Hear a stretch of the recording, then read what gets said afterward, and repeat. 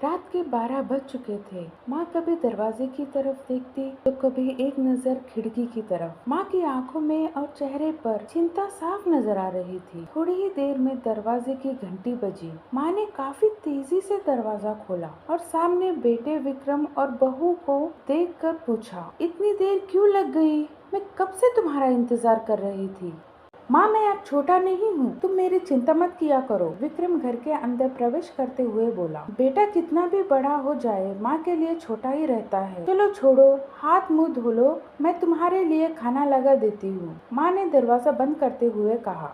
माँ जी, हम बाहर से खाकर आए हैं, आप खा लीजिए, हम सोने जा रहे हैं। बहू मान्यता ने कहा, लेकिन मैंने तो तुम लोगों की पसंदीदा खीर बनाई है, आओ थोड़ी थोड़ी खा लो। तुझे एक बार में समझ नहीं आता क्या? तेरी बहू ने कहा ना, हम बाहर से खाकर आए हैं, क्यों परेशान करती है? जा तू खीर खा ले और सो जा, और हमें भी शांति से सोने दे। उसे बिना खाए नींद कैसे आ सकती थी, क्योंकि बेटे के इंतजार में उसने कुछ भी खाया नहीं था। वहाँ किचन में गई और एक गिलास पानी पीकर अपने कमरे में जाकर सो गई। सुबह 10 बज चुके थे। विक्रम की आँख खुली। बाजू में मान्यता भी सो रही थी। विक्रम हॉल में आया तो लैपटॉप के पास रखी हुई चिट्ठी पर उसकी नजर पड़ी। यह चिट्ठी किसकी हो सकती है? यहाँ सोचकर उसने वो चिट्ठी पढ़ना शुरू किया। मेरे लाल, तू सोच रहा होगा कि एक ही घर में रहते हुए ये चिट्ठी क्यों मैं तुम्हें बोलकर भी ये बात बता सकती थी। हाँ, बता सकती थी, अगर तू मेरे बातें सुनना चाहता तो। किसी एक्सप्रेस गाड़ी की तरह तू आता है और कुछ ही पल में निकल जाता है।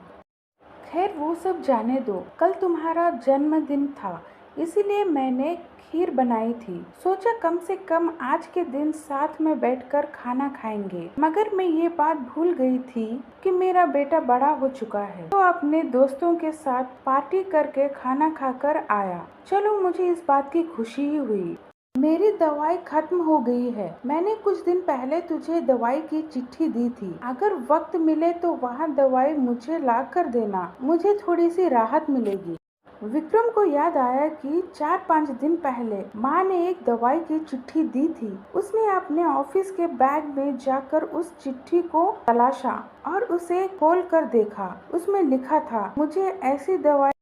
विक्रम को रियलाइज हुआ कि मुझसे बहुत बड़ी गलती हो चुकी है। उसकी आंखें नम हो गई। वह तुरंत अपनी माँ के कमरे की तरफ दौड़ा। सबसे पहले उठ जाने वाली माँ आज क्यों नहीं उठी थी? देखकर उसे आश्चर्य हुआ। उसने माँ को उठाने की काफी कोशिश की, लेकिन माँ एक गहरी नींद में सो चुकी थी। विक्रम के पास फूट फूट कर रोने के अलावा और कोई चारा नहीं था। दोस्तों, यहाँ कहने की ज़रूरत नहीं है कि माँ बाप जीवन में कितने मूल्यवान हैं। उनके रहते ही उनकी सेवा करो, उनसे प्यार करो। वहाँ चले जाएंगे तो कुछ नहीं कर पाओगे। दोस्तों, उम्मीद है आपको हमारी कहानी पसंद आई होगी।